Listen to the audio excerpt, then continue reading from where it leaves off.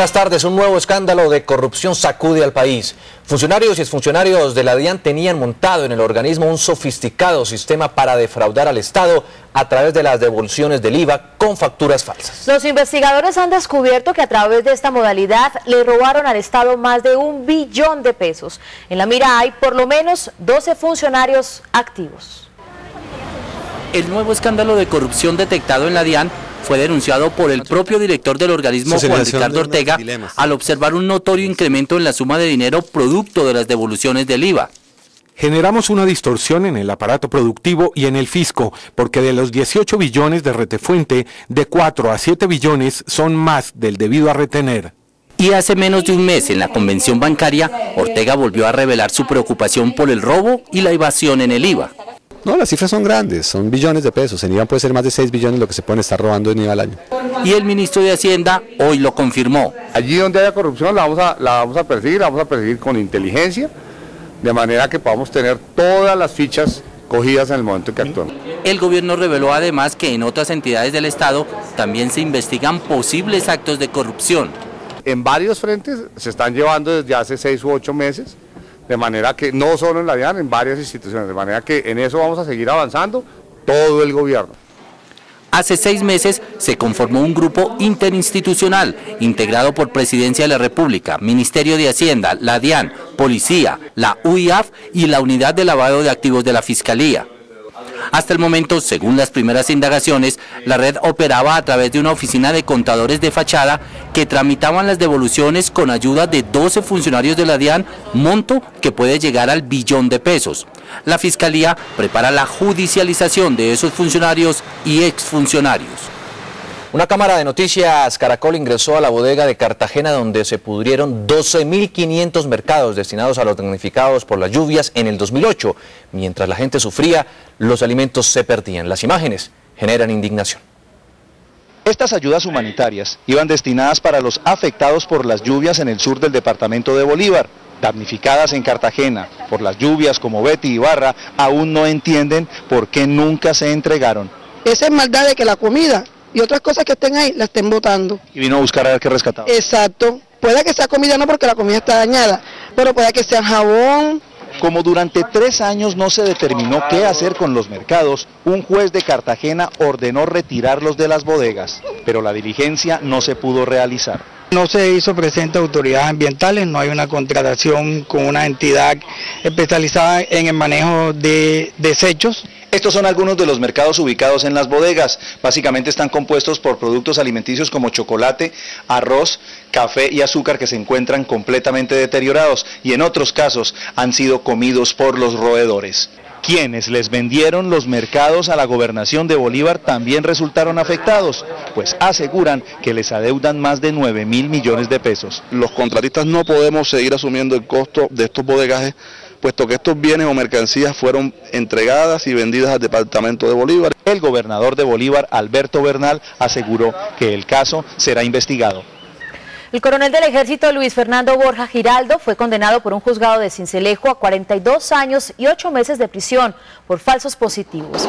Según la sentencia, cuando Borja se desempeñaba como comandante de la Fuerza de Tarea Conjunta de Sucre, presentó como muertos en combate a 2 campesinos del corregimiento El Pantano, municipio de Galeras, en Sucre. El coronel obtuvo una rebaja de la pena, solo pagará 24 años y 4 meses de cárcel por confesar que los asesinatos fueron premeditados y por delatar a otros miembros del ejército que participaron en este hecho y por lo menos 50 homicidios más. Las FARC atacaron una patrulla del ejército en Fortul, Arauca. Durante el repliegue de las tropas, varios uniformados cayeron a un campo minado por la subversión. 7 soldados del batallón terrestre número 23 resultaron heridos y fueron trasladados de urgencia a centros asistenciales de Saravena y de la capital del departamento. 3 de ellos permanecen bajo pronóstico reservado, pues fue tal el impacto de las explosiones que perdieron parte de sus extremidades. A esta hora las autoridades realizan un consejo extraordinario de seguridad en Fortul, mientras la fuerza pública intensifica operativos para dar con el paradero de los responsables de este ataque. Y a las FARC atribuyeron las autoridades de Nariño el secuestro masivo registrado en las últimas horas en el mar Pacífico. 18 de los plagiados fueron liberados y continúan en cautiverio un concejal de Francisco Pizarro y un candidato a la alcaldía de esa población. Los 18 liberados, entre los que hay 6 menores de edad, llegaron hasta Tumaco, donde fueron valorados por médicos. Uno de los liberados narró los angustiosos momentos que tuvieron que vivir en alta mar durante el plagio. Todo era normal, el viaje, cuando se presentó una lancha con unos tipos extraños, ¿sí? Vestidos de civil y armados, y nos detuvieron, nos abordaron. Luego nos cambiaron el rumbo. El almirante Hernando Wills, comandante de la Fuerza Naval del Pacífico, aseguró que la liberación se produjo gracias a la presión que ejerció la Armada en la zona. Ellos fueron dejados en libertad en una playa cerca de ese municipio y muy rápidamente fueron ubicados por tropas que habían sido desplegadas en el área como parte de la operación militar para lograr su rescate. Dagoberto Ojeda Quiñones y Ferney Satizábal Rosero son los políticos que continúan secuestrados y según las primeras informaciones los captores exigirían dinero por sus liberaciones. Así lo han manifestado los liberados, han dicho que inicialmente habrá un pedido económico por parte de los secuestradores. Según el gobernador encargado Fabio Trujillo, al parecer los responsables de este secuestro serían la guerrilla de las FARC y los operativos se mantienen por toda la zona del Pacífico colombiano por aire, mar y tierra. Lo que pasa en Nariño se ve en Noticias Caracol. Las FARC volvieron a atacar el municipio de Turibío en el departamento del Cauca. Desde las montañas lanzaron 5 artefactos explosivos. Recordemos que el pasado fin de semana este mismo grupo guerrillero activó una chiva bomba que dejó más de 100 heridos y daños en más de 460 casas. Los artefactos que fueron lanzados contra la parte trasera de la estación de policía no causaron daños a pesar de la presencia de viviendas en esta zona. Según los habitantes, cayeron a ese río. El alcalde de Toribío, Carlos Alberto Vanguero, afirmó que estos hechos pretenden mantener la zozobra entre los pobladores tras el violento ataque del fin de semana. Se escucharon 5 explosiones muy fuertes. Entre tanto, los damnificados hicieron un angustioso llamado de solidaridad. Leticia Yule, una pequeña comerciante, perdió parte de su negocio y de su casa. Ella dice que necesitan materiales de construcción. Varillas, cemento, muchas cosas para uno poder volver a sobrevivir. El pueblo también se quedó sin dónde celebrar la misa por los graves daños que sufrió el templo. Porque las partes laterales ya se han despegado, ¿no?, de lo que es el cielo raso y está ya arqueada la parte central, sentida, y con la lluvia se va a hacer siempre más pesada, entonces el peligro lo hay. La transmisión y el motor de la chiva bomba aún permanecen en la parte trasera de la iglesia. Un nuevo caso de fleteo ocurrió anoche en el norte de Bogotá. Una joven que había acabado de retirar 7 millones de pesos de una sucursal bancaria fue asaltada por delincuentes que se movilizaban en moto. Según su propio testimonio, la víctima retiró el dinero de un banco en el centro comercial Unicentro del norte de la ciudad. Luego tomó un taxi y cuando llegó a su casa, desconocidos en moto la robaron. Me vengo a la casa bajándome del taxi, me cogen con un revólver, me dan en la cabeza y pues me quitaron el bolso. El retiro fue hecho hacia las 7 de la noche y el atraco ocurrió a las 8:30. Es decir, que los delincuentes la siguieron durante 1 hora y media antes de asestar el golpe. Los delincuentes en moto persiguieron a su víctima hasta aquí, el lugar donde el taxi la dejó, justo enfrente del edificio donde vive.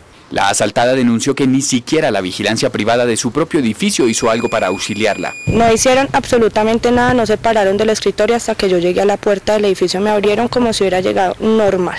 Las autoridades ya tienen información sobre una moto de alto cilindraje de color azul y amarillo que los delincuentes usaron para cometer el hurto. Nuestro ojo de la noche nos llenó hoy de buenas noticias. Recibió en el aeropuerto El Dorado de Bogotá un campeón, un ex policía que se trajo del Mundial de Ciclismo Paralímpico de Canadá 2 medallas. Soldados lo recibieron como un héroe. Álvaro Galvis, de 41 años, llegó al país confirmando que se encuentra entre los grandes del deporte en Colombia. Obtuvo medalla de plata en la modalidad ruta y bronce en contrarreloj. La idea era buscar medallería, entonces pues yo le gano al embalaje en el lote a un grupo de más de 30 corredores de todos los países del mundo. Partió de Colombia con la ilusión de representar lo mejor posible al país y lo logró. Esa es una oportunidad que tiene la empresa para que vean nosotros una oportunidad de apoyar y sacar más triunfos para nuestro país. Este grupo de deportistas colombianos se prepara ahora para participar en los Juegos Paralímpicos que se llevará a cabo en Londres el próximo año. Pedalazo tras pedalazo, Oscar Galvis hizo que la bandera de Colombia ondeara en cielos canadienses. El nivel es tan alto que, aunque haya uno muy bien preparado, se logran las medallas, pero también cualquier problema que uno tenga sobre la bicicleta también lo puede llevar al último lugar. El equipo que representó a Colombia estuvo conformado por 5 deportistas, entre ellos Mauricio Carrillo, con limitación visual, y su piloto Javier Anaya. Y mientras los integrantes del ejército celebraban el triunfo del ciclista, en otro vuelo procedente de Estados Unidos llegaban las nuevas subcampeonas mundiales de hockey en línea. Salieron hace 10 días de Colombia con este mismo equipaje, que gracias al buen desempeño de la selección femenina de hockey en línea, regresó más pesado que nunca, con el peso de ser subcampeonas mundiales. Quedamos en segundo lugar contra Estados Unidos. Y pues es un logro súper grande porque es la primera vez que viaja una selección Colombia en este deporte. Pero estas medallas significan más para cada una de ellas porque es la primera vez que Colombia participa en un mundial de esta modalidad. Gracias a estas jovencitas, este deporte empezó con el patín derecho. Hicimos un papel bastante bueno y es poder demostrar que somos capaces y que nos sigan sacando que podemos. Se enfrentaron a 10 selecciones de todo el mundo en el mundial disputado en Houston y esperan que de ahora en adelante estas medallas contribuyan a un mayor reconocimiento de la disciplina que ubica a Colombia en lo alto del podio. Cuando usted tanquea, ¿sabe si su vehículo está recibiendo la cantidad de gasolina que está pagando? En nuestra habitual sección de Consuma con Cuidado les contaremos cómo saber si el surtidor está bien calibrado.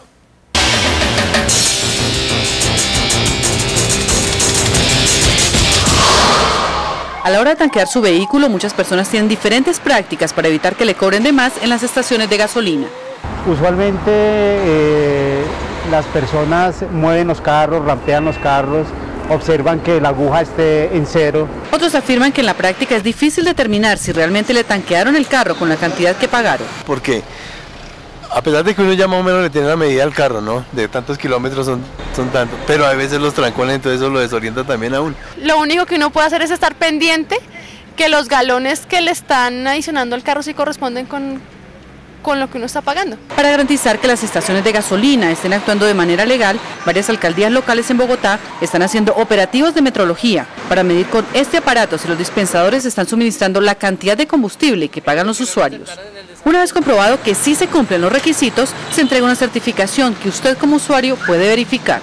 Con sellos actualizados como este, se garantiza que el suministro de la gasolina es el adecuado, pero muchas personas desconocen este tipo de controles que evitan muchas irregularidades en la venta de combustibles. ¿Usted cree que eso es importante, que se pongan esos sellos? Claro, pues porque me certifica que le hacen una revisión periódica a los medidores. ¿Usted lo revisa siempre que llega uno? No, la verdad no. ¿Por qué? Pues es que uno pues llega a tanquear nomás y pues arranca de una vez. Si usted tiene dudas sobre el suministro de gasolina en alguna estación, denuncie a la alcaldía local para que se haga la investigación respectiva, que podría terminar con el sellamiento del dispensador. Y recuerde, consuma con cuidado. Escríbanos a consumaconcuidado@caracoltv.com.co y cuéntenos su caso. A partir de ahora, la nueva EPS asumirá la atención en salud de cerca de 50.000 afiliados en todo el país de Red Salud, que fue liquidada en marzo. El presidente de la nueva EPS, José Fernando Cardona, explicó que desde el 1 de julio, las citas y los procedimientos médicos son asumidos por la entidad, sin necesidad de hacer el trámite de traslado. Los empleadores y las personas independientes que estaban afiliadas a Red Salud deben hacer sus pagos a la nueva EPS. Cardona aclaró que la decisión no implica traslado de pacientes hospitalizados. El gobierno ampliará por un año más la intervención a la EPS Saludcop. Noticias Caracol conoció de fuentes allegadas a la Superintendencia Nacional de Salud que la resolución será publicada en los próximos minutos. La intervención fue ordenada hace 2 meses por el gobierno y por un término de 60 días que acaba de vencer. La Fiscalía citó a indagatoria al actual embajador de Colombia en Perú, Jorge Bisbal Martelo, por presuntos nexos paramilitares. El diplomático debe presentarse ante un fiscal delegado ante la Corte Suprema de Justicia para explicar presuntas reuniones sostenidas con los líderes de las autodefensas realizadas antes del 2005. Los supuestos encuentros fueron referidos por Ernesto Báez, John Jairo Hernández, alias Daniel Centella y Salvatore Mancuso. La diligencia se llevará a cabo mañana desde las 8:30. Un policía murió y otro resultó herido en un atentado en Montería, Córdoba. Según testigos, 2 sujetos que se movilizaban en una motocicleta dispararon contra los agentes que estaban en una panadería. Y según la policía, los agentes no habían recibido amenazas. La institución ofreció 20 millones de pesos de recompensa para capturar a los asesinos. 128 presos que estaban en la cárcel nacional Modelo fueron trasladados a la penitenciaría de La Picota en Bogotá. El desplazamiento que se efectuó en la madrugada contó con la participación de más de 300 guardias del IMPEC y de la policía que escoltaron los buses hasta el sur de la ciudad. 19 personas fueron presentadas por la Fiscalía General ante 2 jueces de garantías del Complejo Judicial de Palo Quemado para que respondan por delitos de falsedad y fraude. 12 de los detenidos son investigados por un presunto fraude de más de 4.000 millones de pesos a una reconocida empresa de leasing. Según la Fiscalía, los sospechosos solicitaban millonarios créditos para la compra de maquinaria pesada con documentos falsos. Otras 7 personas capturadas en Bogotá y Montería son señaladas por la Fiscalía de pertenecer a una red de falsificación de monedas. La Procuraduría General le ordenó al ex subdirector jurídico del IDU, Inocencio Meléndez, rendir testimonio en el proceso que adelanta contra el suspendido alcalde de Bogotá, Samuel Moreno Rojas. Según Inocencio Meléndez, Samuel Moreno hacía parte de una oficina virtual junto a su hermano Iván Moreno y los contratistas Emilio Tapia y Julio Gómez, que manejaban la contratación en Bogotá. Dentro del proceso también serán escuchados los Nule y el exdirector del IDU, Néstor Eugenio Ramírez. Vean Crónicas Caracol. Ellos luchan día a día por sobrevivir. Explosiones y derrumbes. Sus enemigos en los socavones. Que busca el minero en la oscuridad de la mina. La esperanza de nosotros es salir de aquí, vivos, así como entramos. Juan Jacobo Castellanos estará bajo tierra en busca de carbón, sueños y tormentos. Desde mañana, en la emisión de noticias de las 7 de la noche. Noticias Caracol. Primero en noticias. Hoy en el radar, Robert Klitgard, experto internacional en la lucha contra la corrupción, habla con Beatriz Gómez sobre el aumento de este flagelo en Colombia y cómo se combate en el resto del mundo. Pero en los últimos 3 o 4 años hemos visto otra vez una bajada. Carlos Moreno, director de la comedia negra Todos tus muertos, habla sobre los detalles de esta película colombiana que muestra la indolencia frente al conflicto social que vivimos en Colombia. Vengo a denunciar una masacre. Y Tola y Maruja, que andan por Miami, nos cuentan su odisea por inmigración de Estados Unidos. El radar hoy, después de Amar y Temer. Y en Caracol Internacional, después de las noticias de las 7.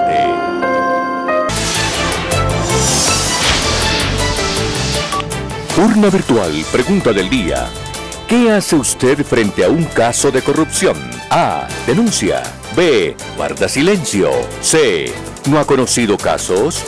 Responda a www.caracoltv.com, www.elespectador.com. Resultados mañana en nuestra emisión de noticias de las 6:30 de la mañana. Regresamos. Hace pocos días les contamos que los genes influyen en la infidelidad de los hombres. De las mujeres no se dijo nada. Pero hoy un estudio de una universidad de Estados Unidos asegura que una hormona puede disparar la infidelidad en ellas. ¿Por qué cree que una mujer puede ser infiel? De pronto porque el hombre no la complace. Porque no se siente satisfecha con el hombre que tiene al lado. Según una investigación hecha en Texas, Estados Unidos, parece que en el caso de las mujeres, infidelidad y hormonas pueden estar muy relacionadas.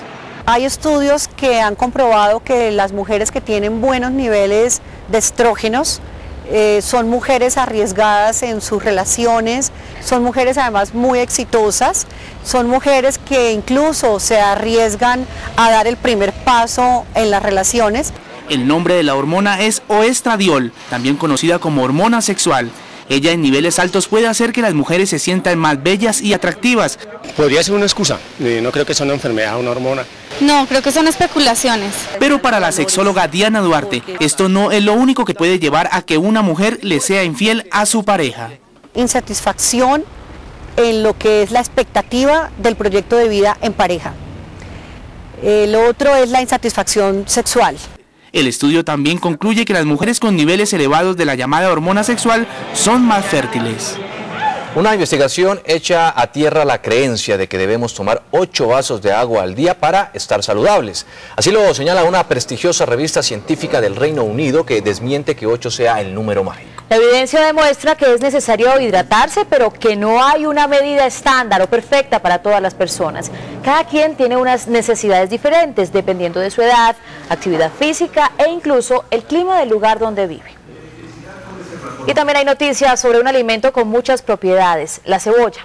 Un grupo de investigación en el Reino Unido encontró que las capas externas de la cebolla cabezona, que usualmente están secas y de color café, que por lo general se desechan, son ricas en fibra y sustancias que ayudan a prevenir problemas del corazón, dolencias gastrointestinales e incluso enfermedades como el cáncer. Por lo tanto, estos residuos de la cebolla podrían ser empleados en el desarrollo de otros productos. En Venezuela terminó hoy la toma de la cárcel del Rodeo, donde hace un mes los reos se enfrentan a la Guardia Nacional. Finalmente se entregaron tras una noche marcada por la violencia. Nuestra corresponsal Lisette Villafranca tiene más información. Así amaneció hoy la cárcel venezolana El Rodeo, en silencio, aparentemente en calma. Pero la noche de este martes y la madrugada del miércoles no fue así. 2 tiroteos sorprendieron a los familiares de los presos, que desde hace un mes permanecían en los alrededores del penal. Porque no hay derecho que, porque ellos estén presos, le estén lanzando, o estén privados de su libertad, le estén lanzando plomo todos los días. Imágenes como esta se repitieron durante toda la madrugada. La Guardia Nacional estuvo lanzando bombas lacrimógenas que mantenían sumergida la cárcel en una espesa nube de humo. Los familiares en vilo esperaban el amanecer. A las 7 de la mañana comenzaba la entrega de los presos. Esta mujer observa desde una cerca la cárcel. Tiene un mes que no ve a su hijo de 22 años. A ninguno que se le esté lanzando plomo no es ni para asustarlo ni para amedrentarlo, es para matarlo. La espera acabó. Cerca de 1000 presos permanecieron por un mes sin agua, ni luz, ni comida. Hasta hoy que decidieron rendirse ante la Guardia Nacional. Mucha gente apostó a que iba a haber una masacre. Gracias a Dios, todo eso quedó derrotado. Triunfó la paz. La crisis del Rodeo 2 duró un mes y dejó un saldo, según cifras oficiales, de 29 personas fallecidas. En Caracas, Venezuela, Lisette Villafranca, Noticias Caracol. En otras noticias internacionales, una tragedia aérea se produjo hoy en Brasil al accidentarse un pequeño avión con 16 personas a bordo. La aeronave cayó a tierra poco después de despegar de Recife, en el nordeste de este país. Según las autoridades que encontraron el avión, este quedó totalmente destruido y no sobrevivieron ninguno de sus pasajeros. Si bien el piloto alcanzó a reportar una emergencia, aún no se sabe qué provocó la tragedia. Detuvieron en las últimas horas en Turquía a 14 miembros de la red terrorista Al-Qaeda con 700 kilos de explosivos. Planeaban ataques contra intereses de los Estados Unidos en ese país para vengar la muerte de Osama Bin Laden. Más noticias en nuestro panorama internacional. El presidente Hugo Chávez dijo hoy que será sometido a quimioterapia o radioterapia para tratarse por el tumor cancerígeno que le encontraron en la zona pélvica. El mandatario venezolano aún no ha dicho dónde exactamente encontraron las células cancerosas. 3 explosiones dejaron hoy 13 muertos y 70 heridos en Bombay, la capital financiera de la India. Se registraron en la zona industrial de la ciudad. Ya se determinó que se trató de un acto terrorista. El periódico francés Le Monde publicó la foto de la empleada de un hotel en Nueva York que acusó al exdirector del Fondo Monetario Internacional, Dominique Strauss-Kahn, de intento de violación. Se trata de Nafistao Diallo. Un periodista viajó hasta Guinea para obtener la fotografía. En un zoológico en Ucrania presentaron esta culebra con 2 cabezas, algo que según los científicos es muy inusual. Las 2 cabezas reaccionan y comen, inclusive se pelean por los alimentos, por lo que han tenido que poner algo entre las cabezas para poder alimentarla. El día que yo me muera no habrá que usar la balanza, pues para velar a un cantor con una milonga. Hoy fue cremado el cuerpo del cantautor Facundo Cabral en Argentina. Sus familiares y amigos lo acompañaron hasta el cementerio Jardín de Paz. Silvia Caruso, de nuestro canal aliado Telefe, tiene más información desde Buenos Aires. Silvia. Cientos de familiares y amigos de Facundo Cabral llegaron hasta este cementerio privado de Pilar, Jardín de Paz, siguiendo el cortejo fúnebre después del velatorio que se oficiara en el Teatro ND Ateneo, el lugar donde él dio sus últimos recitales en nuestro país. Hasta este lugar vinieron a darle el último adiós a ese hombre que predicó la paz con su voz y su guitarra. Esto ha sido todo para la cadena Caracol desde Buenos Aires, Argentina, informó Silvana Cataruzzo.